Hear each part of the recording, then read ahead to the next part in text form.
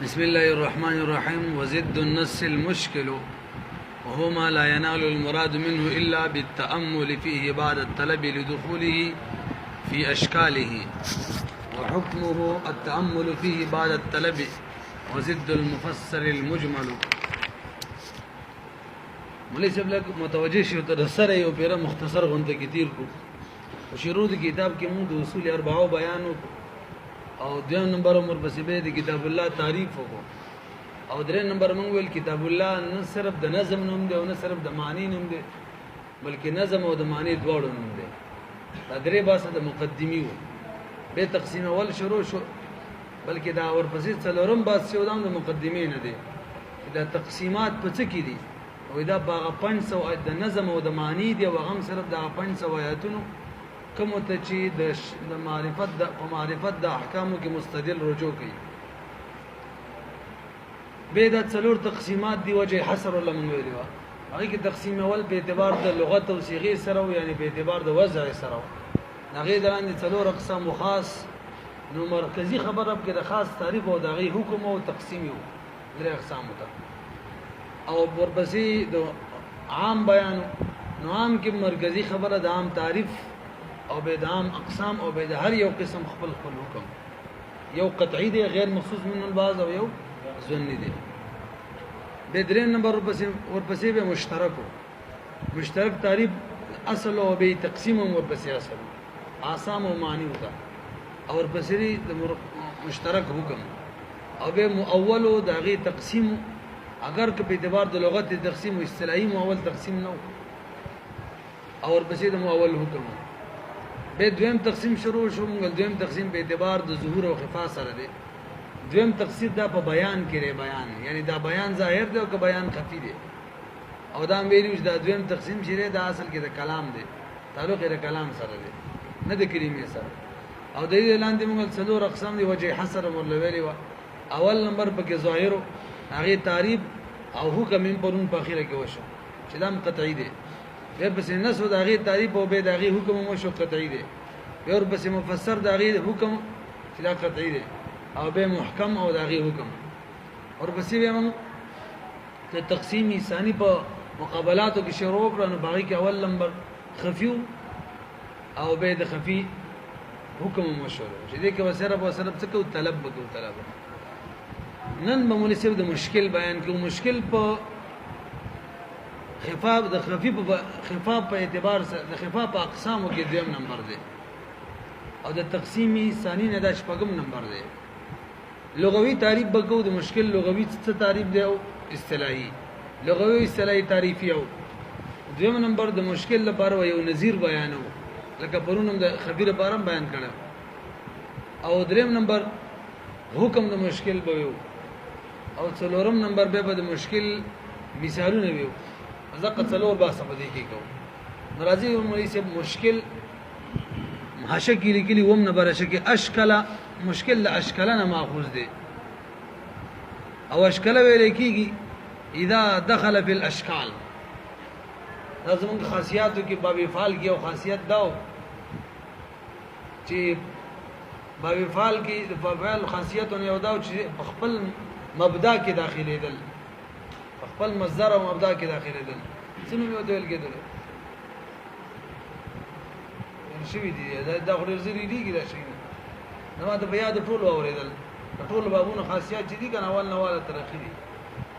شپږ ورځې کې مو ته ویل و مرزه ټول واورول مستي واپس یې شوی اوس موږ امید دي چې دا کم از کم د خیر سره کم از کم 590 نمبر والی کې یو نمبر کم او کې شي دا بل لو وکړ ډیر خو ته یاد دي ځکه کجی نو اشکل معنا دا دخل فی الاشکال فخپلو هم شکلو کې داخل شو دغه شان احرم معنا د دخل فی الحرم یعنی دغه باب په ماخذ کې داخلي دل دخل فی الحرم حرم کې داخل شو. اشتا معنا د دخل فی الشتاء دغه په موسم کې داخل شو. نه مشکل د اشکال نه دی او اشکال معنا د دخل فی الاشکال خپلو اشکالو کې داخل شو.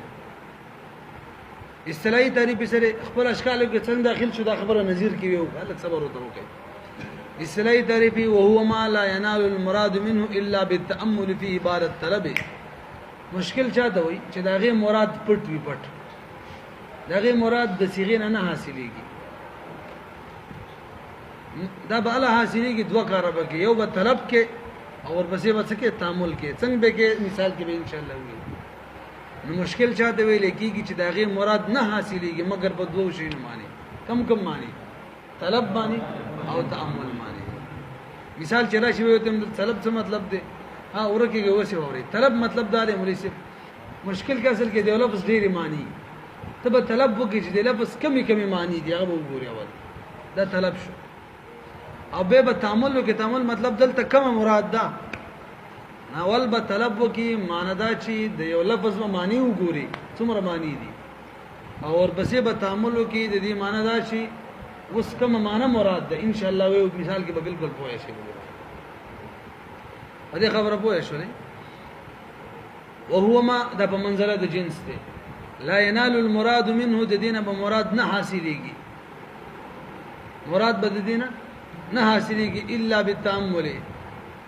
لا ينال المراد منه سره د ظاهر ټول اقسام بار شو د بیان په اعتبار د ظهور سره ټول بار شو الا بالتامل فيه بعد الطلب مگر په تامل سره او غم چې بعد الطلب وي په دې سره د څوک بار شو خفي بار شو ځکه هغه کې صرف په طلب کار کیږي تعامل نه او مجملم بار شو ځکه حالت بدیم کار نه کیږي حالت به مجمل خپل بیان کوي او متشابه هم بار شو حالت په هیڅ کار نه کیږي خفا نه ختميږي نو ټول بار شو په دغه یو وګوره ترجمه ته هو ما دا لفظ دی لا ينال المراد چې نه حاصلېږي مراد منه دې لفظ نه الا بالتامل مگر څه وکړو تعامل بکو تعامل دا تعامل فيه بدې لفظ کې به تعامل کو او تعامل بکله کو بعد الطلب اول بم طلب کړی اول بم علمانی خطري څومره معنی دی هغه نه بس به تعامل کو چې کوم مراد ده دې نظیر سره مولوی صاحب نظیر لګوا پته کیږي ورون موږ د خفي نظیر ویلو چې دا غي مثال لاسه دی یو سره استا مرګره دی کړي وخت صفات شوی دی او د کمرې نه پټ غونته کیږي بلې کمره کې کینی صرف ته دا غا معلومه نه صرف یو کار پکار دی طلب پسې طلب کا څنګه د سر کار په ډاره کې پیژنې دا دی رسې مشکل چې دی کې خفا راغې نه زیاته ده ځکه دا مشکل اصل کې زد د چاره بلون مونږ ویلو دا نص دی نص کې ظهور زیاتو د ظاهر نه او په دې کې خفا زیاته ده د خفینا دا غیزت دی نو خفا په کې زیاته دی مثال به نظیر به دي شي لکه یو سره ستا مرګره دی ستانه لاړې بلې کمرې ته او خپل هيئت بدل کو صورت د انور خلقو بشان کو مطلب اخو کمره کې ټول ټامې نه سی و د ګیره مې راو خرو دام ټامې شي ټامې پیژنې ټامې به الفاظ مخکینی لو پر ټامې لو پر ته وی دی اوس خلک ټامې لفظ بد نه غني ان کې لو پر خلک ډېر بد غنو لو پر دې معنی راسي نو ته به دوه کار کوي یو به طلب کې چې کومه کمره کې دلته چور له به تعامل کې چې کوم یو به یو شان دي دا سیده کنه دا دوه کار به کې طلب به هم کې تعامل دای نظیر موږ تعریف په کوو به نظیر بیانو دوه کار خوش دریم نمبر مولوی صاحب حکم یې سره دا حکم هو پر ترجمه دا وګورئ وهما دا لفظ لا ينال المراد چې نه حاصلېږي مراد منه د دې لفظ نه الا بالتامل مگر په تعامل سره کم تعامل بعد الطلب یا غ تعامل چې بس طلب نوي دا ولې به تعامل هم کې طلب سره سره وإذا لي دخوله في اشكاله واذا خپل اشکالو کې داخل شي او خستانه کمره پری دی بل ته واوړي او غي سره سره سي هم شکل کې داخل شي په هغه کې لابل ګوري یو به ولا کمره لټه چې په کم ځای کې دی یو به ورلا هم شکل کې را بار کې دي مثال به سوي لکه مثال واوري مناسب د درې مثال ول ذکر کړی تاسو نن انور وګورئ اول مثال ولدار ان شئتم لفظ د ان دا مشکل لیکه ځکه دې کې به طلب هم کې او تعامل هم کې طلب مطلب معنی دا چې دی باول معنی معلومي کې څو معنی دي دویم دا چې دلته کوم یو مراد ده نساؤکم حرث لكم فاتوا حرثكم ان شئتم نو ليس د ان دو معنی دي مون طلب وکول دو معنی دي یو معنی د ان د په معنی د کیف ایو معنی د من اين کیف چشینو بده کې به تعمیم د احوال وي فأتوا حرسکم خپل فصل ورشي یعنی خپل خذلا ان شئتم کیف شئتم تعمیم په احوالو کې کم حالت کې چې مستغفر خي ورزا محل به یوي ګورې لار سوړ ونه خطا کې نور با چې کم حالت کی ورزا والا مطلب دا دا چې ولاړه مانی راګيره پس بل ټکي یو غوران دی وته کې کنه راګيرول به پناس تمانی املاس تمانی او نور تاسو خو بیږي چې واده کړی وګوریات بساتی محل به سوړ ونه خطا کوي تعمیم په احوالو کې اماکنو کې نه دی دیو نمبر چې موږ سوچو کو دی لفظ کیف معنا معنی ان ډیر استعمال شوی دې رسي دیو معنا د ان اغا من اين دا دلته تعمیم په اماکنو کې دی من اي مکان شئت کم مکان نجد خوخی دې بیګه مریم علیہ السلام ته ویل کنه ان لك هذا دا کم مکان نه ته مې ویرالي نو ان کله به معنا د کیف راځي او کله به معنا د هغه کې تعمیم د احوالي او کله به معنا د من اين راځي کې تعمیم د اماکن وي په دې خبره ورسېدلې نو که اوله معنا واخلو لواتت به پکې منې ښه ځکه ما ویل څوله باندې غلطه وي دا مطلب دی او که دوی معنا واخلو دي کې به لواتت هم جایز شي کم مکان ته چې راځي ورځه په بس خپل مال دی نو ګوره اول من طلب کو دوه معنی مل رويسته دا طلب شو اوس به تعامل کو کوم مراد ده موږ سب د سیاق او سباق نه معلومیږي چې دوه معنی مراد اوله معنی مراد ده کیف والا ولی فأتوا حرسکم فصل ور شي او محل د فصل چې هغه قبول دی ښا کم چې جایز دی قدی ابل خو محل د خباثت دی فصل کم دی کیږي دغه کیږي کنه ماشوم او فأتوا ان څنګه لفظي نساؤکم حرس لكم فأتوا حرسکم دغه نه معلومیږي چې معنی د کیف مراد ده ناولم طلب کو معنی مولا رويسل دا څه هغه مو څه معنی به ویسل به تعامل کو متعین معنی به کې متعین کړه په دې ورسې بل مثال قرآن کې الله وی قوارير من فضة په دغه مثال چې مخ کې تیر شو دې اعتراض او جواب دی یعنی څه پکې شته تاسو که حاشیه کتلی پرې دی بس بل حلن ورکم دغه ذکر شوی بل مثال قرآن کې الله څه وی د جنت د لوخ صفت کې قوارير من فضة د لوخ بداسي كأس من فضة بهرحال د لوخ صفت دی ورکه مخ کې نه بزوبسي قوارير من فضة قوارير اذا قوارير من فضة د سپینو زرو بس قوارير خلک عام طور د شیشي د سپینو زرو څه مطلب ده چاندې د قوارير څه مطلب شو دا خسله به اشکال کې اچي دلته موږ طلب کوو تعامل وکړو طلب موږ کو قوارير او فضه کې دواړو کې دوه صفات وو قاروره اصل کې شیشه کې دوه صفات دي یو پاکواله د سلیب کې صفاح کاری یو ناپاکواله سلیب کې سمنخ کاری دوه صفات دي دغه شان فضه کې دوه صفات دي یو دار چې تک سپینې سپین ضرورت وای کا او دویم دار چې سپینواله کمزوري یو بکی خ صفات دی یو بد صفات دی نو دا دو صفات به کې موږ پیدا کړ طلب سره دیم به کې تعامل وکړو لکه سوال اصل دا چې د قوارير خود شیشي د فزیک خو نه اعتراض باندې ورسېدلې نو موږ طلب وکړو دو معنی وي اوبه چې تعامل وکړو موږ معنی دا ده چې په دې سپینوالی کې بشان د فزیک دا معنی وي او په پاکوالی کې دا بشان د چاري شیشي دی هر کې یو صفت راغستل نزل تم څو شو طلب او تعامل هغه شان بل مثالی توضیح والا ذکر کړي قرآن کې الله وایي ان کنتم جنبا فطهروا کچری تاسو جنوب شئ نو ځان خپا کوي دا څه ده نو په غسل کې ټول بدن انزل دي دا مسله اهل سنت والجماعت متفقه مسله ده او سوال دا چې خلج ټول بدن ظاهري انزل دي ښا بدن ظاهري دنه نشینځل اوس خله چې د خله په دې کې اشکال شو چې دا بدن ظاهري دی که بدن باطنی کې دی بدن ظاهري کې دی چې غسل واجب شي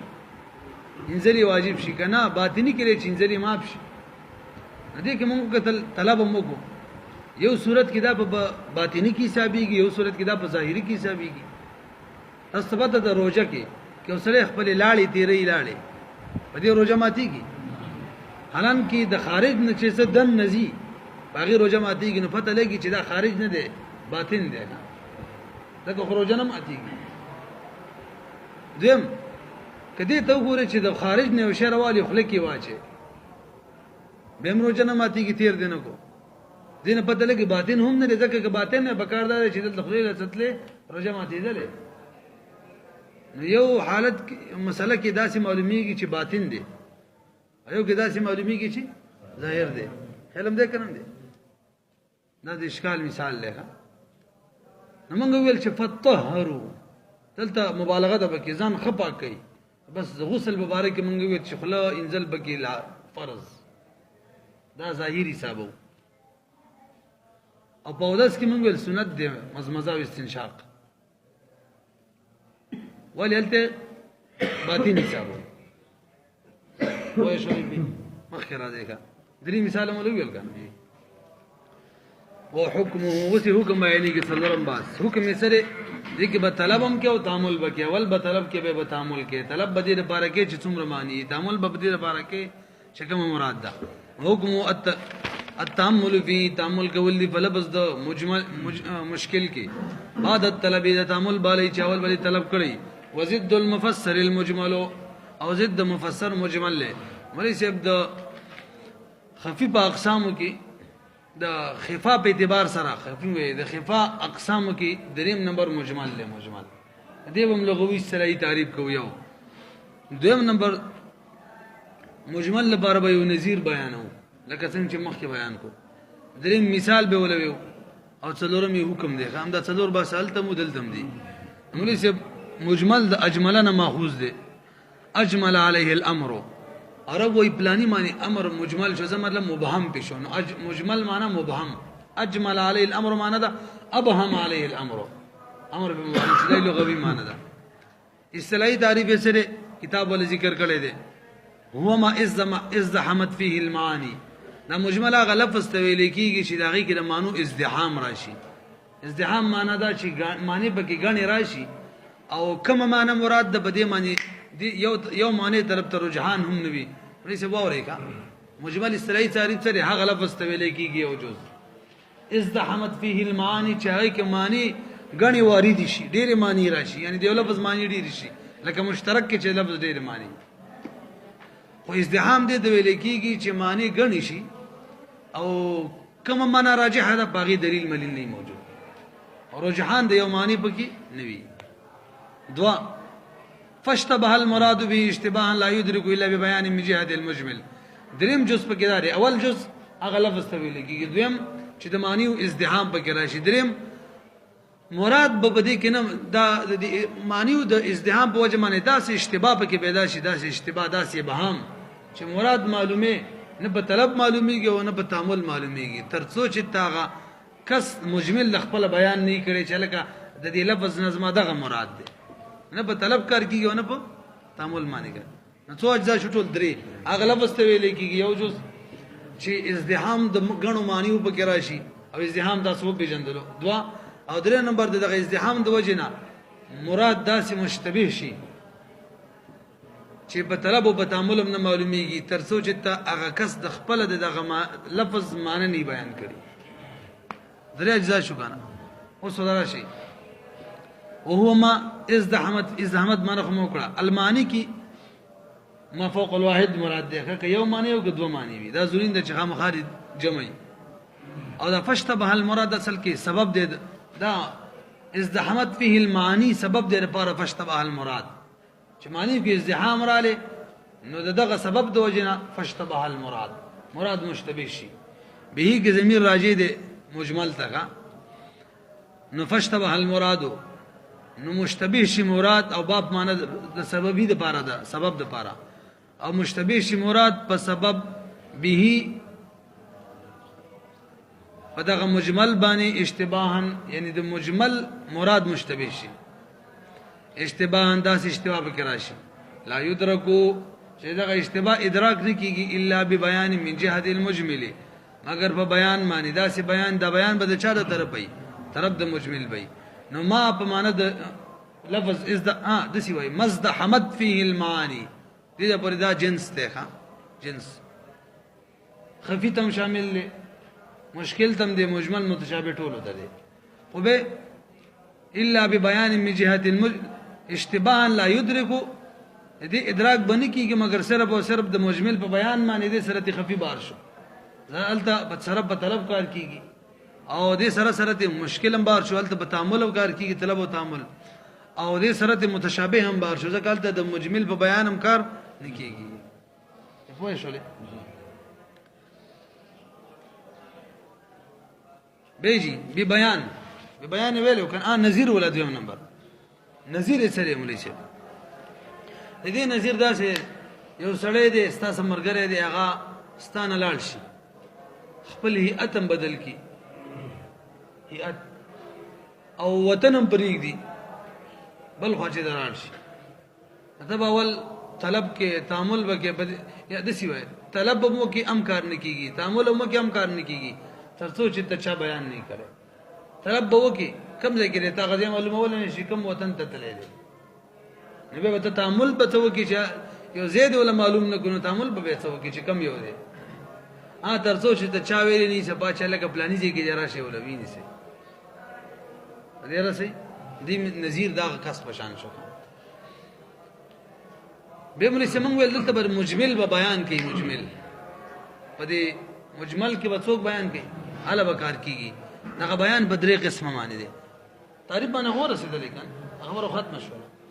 د مجمل بیان په څو قسمه معنی دي درې یو هغه بیان شافی او قطعی بیان وي کافی هم یو غیر سره قطعی او یقیني بیان وي لکه مثال به تور باندې الله با کو یقیم الصلاه منځ قائم کې څنګه قائم کو دي پته نه لګي زکات ور کې څنګه ور کو پته لګي نه لګي نبی علیہ السلام ورله بیان وکړو مون بداسي کوي زکات بداسي وکړو اور کوي نو بیان نبی علیہ السلام کو پورا کافی بیان وکړو او هغه سره قطعی یقیني بیان دی پلاني ټیم کې پنځه منځونه دي او پلاني ټیم کې دومره رکعاتونه دي پلاني ټیم کې دومره رکعاتونه دي زکات په پلاني شي کې داسې دی پلاني شي کې بیان مو کو قطعی او یقیني بیان هم دی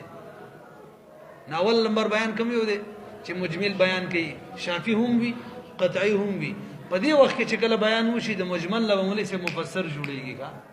ته به جوړيږي مجمل نه مفسر جوړيږي کستا سوچ مونږ مول کې ویلو دا خبره بل ورسته ته کوم بهرحال اولنې قسم کوم یو دی چې بیان د مجمل وشي شافی قطعی سبب د مجمل له جوړيږي مفسر بالکل واضح بشي دیو نمبر بیان شافی وی کافی قطعی نه ظنی لکه الله با کوئی امسو برؤسکم بخبل بعض سرون ما سو کوي سر په بعضی سمانی داسې بخبل بعض سرون سر خوي بخبل د سر په بعضی سم سو کوي دا معنا اوس کومه سره پد نه لګي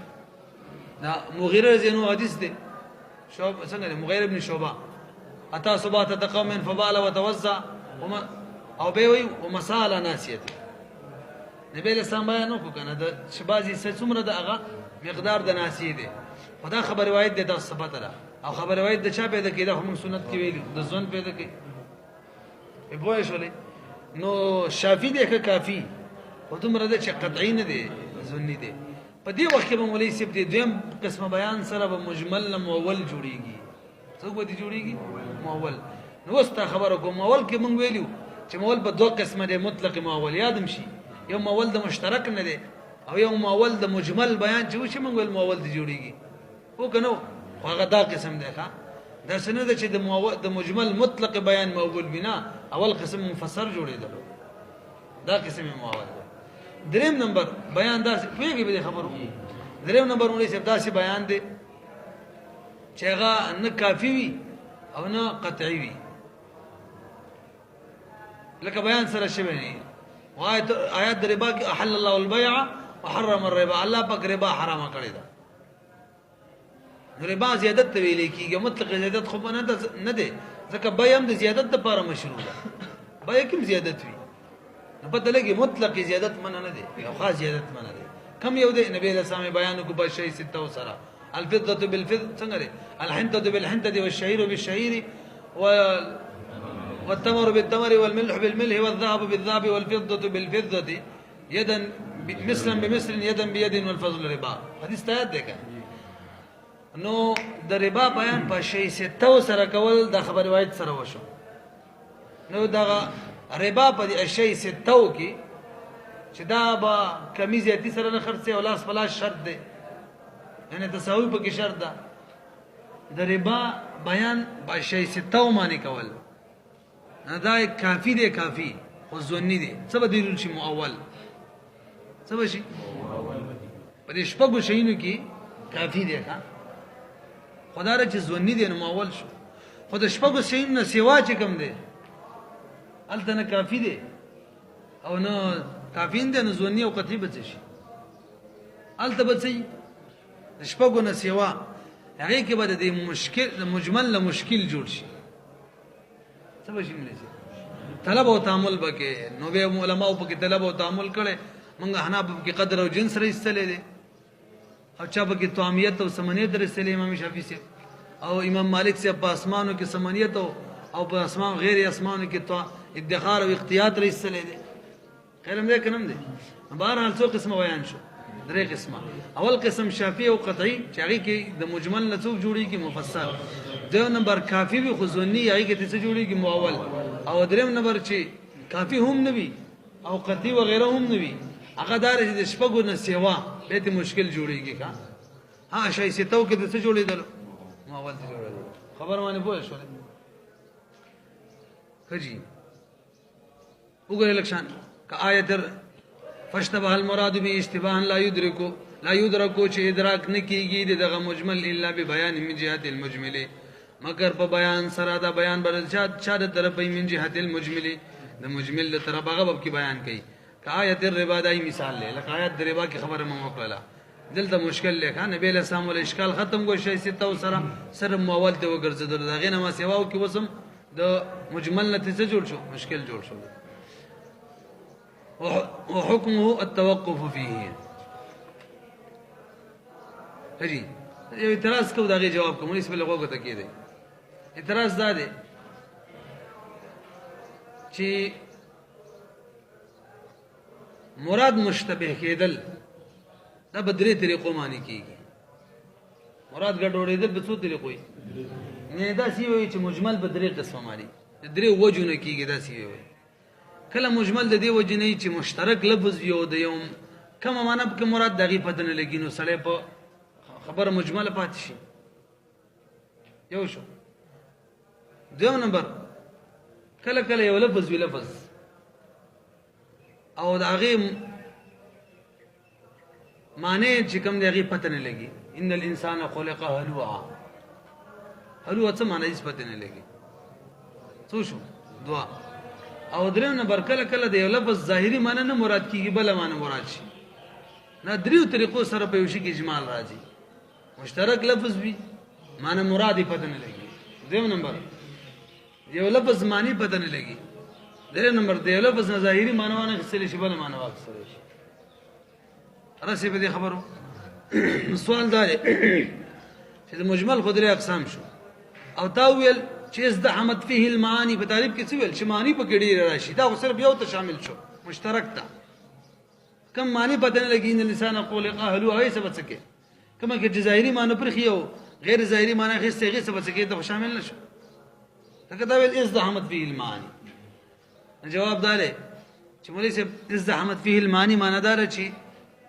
معنی او ازدحام راغلي دا په دوه قسمه معنی دي یو حقيقي پکې معنی زیاتی لکه مشترک کې او یو حقيقي نه معنوي څه مطلب معنی وي خو پته نه لګي نو سره کله یو معنی لورځي او کله بل لورځي لقد علو معنا یا چې کله ظاهري معنی پرخي غیر ظاهري خستعي کوم د قيسابي هلته ازدحام معنوي تقديري ازدحام زیاتواله د مانو څه تقديري څه مطلب کله یو معنی لورځي او کله بل لورځي دې خبر معنی پوه شو جی حکم سره سلورم باس پاتې شو حکم د مجمل تعریف هم شامل شي هغه سره سره نظیر مولا بیان کو هغه سره سره مثالم هغه خبرې تاسو به خامخایسته کوي نو کې ادارې مولوی صاحب چې دمه دې کې به توقف کې ها سبا کې ترڅو پورې چې مجمل بیان نه کړي هغه پورې به توقف کې ها دومره د چې مراد څه د لفظ نه هغه به حق غني عقیده به ساتي چې لفظ نه مله کوم معنا مراد د حق ده باقي په دې غنو معنی کې په یو معنا عمل نه کې چې دا معنا د وزن په دې عمل کوم دا څه شي وحكم حکم د ادارې التوقف وتوقف بکې فيه په دې مجمل کې على اعتقاد حقيقه المراد وليس من وقت ویل فاشتبه المراد به ویل مو کنه دا هیڅ ضمیر مجمل ته نه دی راځي ښا ازدحام ته راځي دی غلط شوی دا اصل کې دی کې فيه کې ضمیر ملایقب کې لیکلی چې دا مجمل ته راځي په هغه کې صح ورانه شو خبره پیږي د څه معنی بشي فاشتبه المراد مشتبه شي مراد به په سبب د ازدحام باندې ازدحام کم دی ته چې ازدحام هم کنده ذکر شوی ازدحام ذکر شوی کنه لکه موږ مرجع کې ویلي کله کله صراحتن ذکر یو کله لکه فق اعدلوا هو اقرب للتقوى عدل تراجی دی وحكم حکم د مجمل دار چې توقف بکې په مجمل کې على اعتقاد حقيقه المراد به سره د دینه اعلی په معنا د ما ده سره د دینه چې عقیده بلري د حقیقت المراد چې مراد حق ده به په دې مجمل سره چې کوم مرادم دی هغه حق ده ترڅو پورې به توقف کې الى ان ياتيه البيان تر دې چې راشي بیان د طرف د مجمل نه متچا چې دا لفظ ذکر کړي هغه خپل بیان وکړي وای شولې بي اسانو کنه مخکې راځي او بجلکشن وزد المحكم المتشابه څلورم قسم د خفاف اقسام کې او که تاسو سوچ تقسیم ثانی نه دا تم قسم شروع شو متشابه دی نو ليس متشابه د محکم ضد دی ښا ضد دی ضد محکم کې انتهایی درجه ظهور دومره ظهور چې نسخ احتمال هم بکنه او په دې متشابه کې انتهایی درجه خفاده دومره خفاده چې نه په طلب ختميږي او نه په طلب نه په تعامل بعد طلب ختميږي او نه د مجمل په بیان کار کیږي هغه بیان داغه د بیان تمنینو د بیان یې څه دي تمنی نو اخري درجه خفای ځکه دا غیزت شو او متشابه لغوي معنی د شبهه کیا چول دم خلق شبهه کیا چینو استلی تعریفی وهو ما لا طریق لدرکه اصلا دلته به مولوی صاحب تعریف ورلګو لغوي استلای یو او دویم نمبر د دې نظیر به بیان کو او دریم نمبر دې مثال به څه او څلورم نمبر به له حکم بیان کول تم څلور باسه شو لغوي معنی خو وشل استلای معنی وهو ما لا طریق لدرکه اصلا وهما د اغلب استویل کی یو جز لا طریق لدرکه چې داغه معنی معلومه ور د پر هیڅ لار نه اصلا بالکل ولد مالی معلومه سلار نه دواج ځای تعریف کې دي او هو ما په منزله د جنس لا طریق لدر کې سنت باقی درې وړ بار شو لکه هغه طریقه د درک وا د هغه د معنی معلومه طریقه وا او د دې نشته حتی سقط طلبه دومره پوری معنی پټي دومره چې تر هغه طلب هم ساقط شي ځکه چې په وس کې نه نو طلب څه لګي طلب دی واسطه نذیر به څنګه ویل شي نذیر به داسي یو سړی دی او خپل هيئت او شکل بدل کو و تختیدلو او دغه هم عصر خلق چې وکنه وطن بلی خود له هم عصر خلق ټول مرشول نغه څوک اوس معلومه ولې شي هم عصر خلق شاته خلق دم نه ویلې د سي سلام موږ نو ورګ دي نو نه په طلب کار کیږي نه په تعامل کار کیږي نه څوک مجمل شته چې بیان وکي چې لګا پلان تریبون دو ګرا شدل درې هم عصر خلق ورګ شوی نو څوک پیژنې نه دا څه نظیر دی هجی به موږ صرف د متشابهات چې دا په دوه قسمه معنی دي بلکې دوه قسمه معنی درې جوړیږي خو یو دوه قسمه به خپل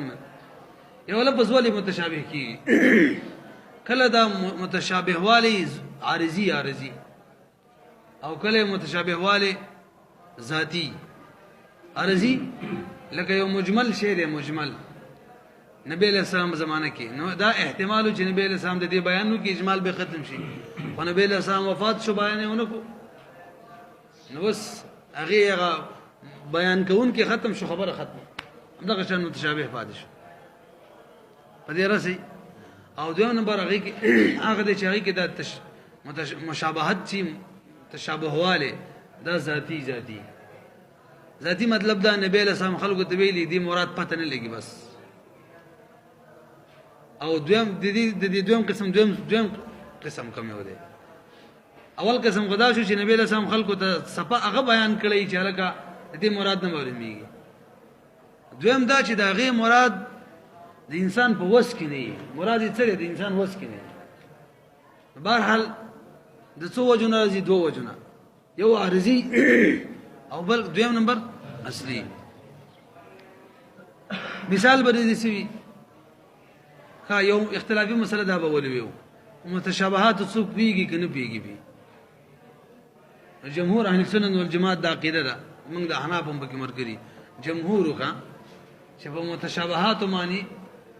د الله جل شانو نه سیوا نور هیڅ کنه پیږي او په نبی له سم پیږي او په الله پاک پیږي بس او امام شافعي سے به نور خلق مور سره دي معتزله هغه متشابهات معنی الله پیږي او د الله رسول پیږي او راسخین فی العلم به هم پیږي او منشد اختلاف د غایات نه راوتی ده وما يعلم تاويله الا الله والراسخون في العلم يقولون آمنا به منګه حنا په دې آیت معنی دا ده چې ور څنګه ده وما يعلم تاويله الا الله په دې معنی وقف ده وقف لازم په دې په تاویل د متشابهات هیڅ کو نه بیږي صرف الله بیږي فاتشل والراسخون في العلم چې دی هغه صرف دا خبره کوي يقولون آمنا به هم په صرف ایمان لرونو په تراتن لګي په دې معنی رسم لشي او هغه وای دا نور علماء هغه وای چې دا وراسخون په علم د الله جل په لفظ د الله معنی ته ده معنی بداشي وما يعلم تاويله بدی په تاویل څوک نه پیږي مگر الله به پیږي وراسخون په العلم به پیږي او هغه به دا خبر هم کوي چې موږ ایمان لرو یقولون آمنا به هغه وای دا حال له حال ورسېدلې به خو زمنګ د پر دلیل دی چې صرف الله به پیږي چې رسو آیات کې وایي څنګه رسوي اما الذين في قلوبهم زيغ اچھا وزنو کې څوکوالي فيتبعون ما تشابه هغه په سور پسې کېږي دینه پته لګي چې کوم خلک متشابهات سور پسې کېږي اړونو کې زيغ دي او چې د دوړو د رایګانو تطبیق کړي دي وای کوم خلک چې وای په متشابهات باندې راسخین په علم نه پیږي لکه حناف وای دا غو مقصد دا دی چې قطعی لم تنش حاصله ولا جدي څه مراد دی شکل کړي او څوک چې وای پیږي په راسخین په علم هم لکه ډېر خلکو د حروف مقطعات یعنی متشابهات معنی کړي دي هغه مراد دا دی چې ځونی معنی پیږي یقیني معنی وای نه خبره صحیح شوله څوک چې نه پیږي یقیني معنی نه پیږي چې یقیني معنی د الله نه غیر څوک نه پیږي او د الله د رسول نه غیر او څوک چې وای پیږي بنا غسل ځونی معنی اثبات کوي راسي به اختلاف ختم شو باقي بعد دا شول چې نبی له سلام په پیږي او غناو نبی له سلام په پیدلو ځکه چې نبی له سلام هم په پیدلې ملي سم متشابهات باندې نبی دې خطاب مقصد سو به خدا خطاب بغیر د فعلینو یو خدا سی ولکه یو جبه والا سړی بل جبه والا ته کیسه راغونی سي سبيده بکی سړی بارابای کله توځه سکست لګي چې وار زمي پټي کې څو کار کوي هغه غریب به څه نه پیږي سړی باجول ته تلو کنه قاریو او هغه الفاظ به چې کوم دي په تجوید کې استعمال ولا به عربی الفاظ پټو باندې ګرځیدل نو دې خلکو د ویل چې تاسو په دې اراضین باندې قلت د امطار دې کې کثرت د امطار دې انو دې چې کوئی خالص تلاوت باندې ورلې چې هغه کې چې تلاوت کوي که عربی باندې بار کسته وروي شروع کړو چې سبق وي ازمن خلک چې دلال شي کنه الته کوم کس بیان کوي عربی کې ومنه وي هر ما ذکر ناس یې تلاوت کوي خلک لاندې ته خلک ناس سیاسي د خوږی مره او سودیا سمو تلاوت کولو چې د کول د ناس او خلکو ته ناس وسلګیو هغه عربی ته تلاوت دی نو کنه به له سم نو پیګ نو خطاب مقصد به فائدې دی نبی له سم پیدلو لکه ورزن هوی د هر یو شی او راز به او د کلام الله راز دا حروف مقطعات دي چې الله او د الله رسول به سره ویږي څه اعتراض دی چې تاسو حناف ته مونږ یو په الا الله معنی وقف کوي کني کوي په الا الله معنی وقف کوي نبی خسرب الله پویږي نبی له سلام په افکر کوم نه روباسه او کبه الا الله وقف نه کوي نبی پر راسخین په علم هم پویږي اعتراض باندې شو یا خو نبی له سلام نه پیږي او یا راسخین په علم هم پویږي جواب دار وقف کو پادش ول نبی له سلام خبره مونږ ایدا خبره هغه وخت کې چې نبی له سلام تعالی له تعلیم نو ورکړي شروع کې غتم پته نه و رسول تعالی وی چې دا مقصد دی ورسېدلې به حكم سر التوقف فيه ابدا على اعتقاد حقيقه المراد به. وليس بحكم د متشابه دار چې دي کې با توقف کې څنګه چې مجمل کې توقف او فرق دار چې الته دا تمام بدی لرل چې مجمل براته بیانو کې او دا دغه ختم شي دلته دا تمام نشي لرله همیشه د بار به کې توقف کې ادمره به چې لکه څنګه مراد دي بس حق دی حق څه مراد يم چې دی هغه حق دی. وحكم د متشابهات التوقف فيه اغا وجوبا توقف کول بدغه متشابه کې ابدا همیشه لپاره یعنی په دنیا کې به توقف کې على اعتقاد حقیقت المراد به سره د دین عقیده بساتی على اعتقاد سره د عقیدین حقیقت المراد چې حق د مراد به بده متشابه معنی څه مرادم چې د حق دی. اوس یو بل اعتراض لري چې لکه نبی الله پاک د متشابهات ولې موږ تنازل کړی دي دې خطاب مقصد سره پیګم به موږ نه اندې دوه جواب دي دې کې څه حکمت ده جواب دوه حکمت به کیږي. یو خدای را چې تلاوت به کې سبب ته ملاويږي کنه معنی نور څه کېته اکم معنی چې معلومي ده ښه چیز نه کړل دې څه دوه نمبر خلق په دوه قسمه دي. یو خلق دي چې عالمان دي یو خلق دي چې جاهلان دي. عالم سره بدی کې دي چې زنور مرچ ذکر او جاهل سره وي د څه چیز دي خدای درنه دام ير لنډه دا د مولوی صاحب امتحان چې دی کنه سوال دار چې بدی کې زمنګ څه ازمایش دی جواب دار مولوی صاحب ازمایش دار چابیل بي ازمایش اصل کې ویل کېږي او سره دغه خواهش نه منې کول د عالم سره خواهش دار چې نور خلابره د مقطعات په دې متشابهاتم پوه شم الله پاک دې کې ازمایش ده ښا چې دغه کې ما من نه وځم کې بس دا پرې ده دغه د خواهش خلاف کار شي دغه لټول باندې کې په دې ورسېدل او جاهل سړي ته ویل مزد کوا هغه نه زده کې دغه په دې کې خواهش یعنی ازمایش ده د خواهش خلاف خبره ده پوه شلې به د متشابهات په دوه قسم دي مناسب یو هغه چې هغه لغوي معنی پته نه لګي لکه حروف مقطعات یو هغه چې دا غي د لغوي معنی پته لګي هغه نه مراد لکه ید الله یې به راضی کنه لاس نسبت الله وغیرہ الله پاک ته لاس یا د نور شي نسبت کی دي لغوي معنی معلومه ده خدغه مراد نه راخه ید الله ان الله زلان دي مراد کله ذو ثابت کو به خو الله جل شانو څه شو به خو متشابه شو نه فهم دې کنه او ليس كمثله به څه مطلب شو هغه الله پاک د نور خلق بشان الله پاک بشان څه نشته لري چې ید د الله پاک ته ثابت کو به خو وليس كمثله غلط شو زم د الله به مرکب شي هر مرکب شي خو حادث وي ان کې الله پاک سره قدیم دی بس ته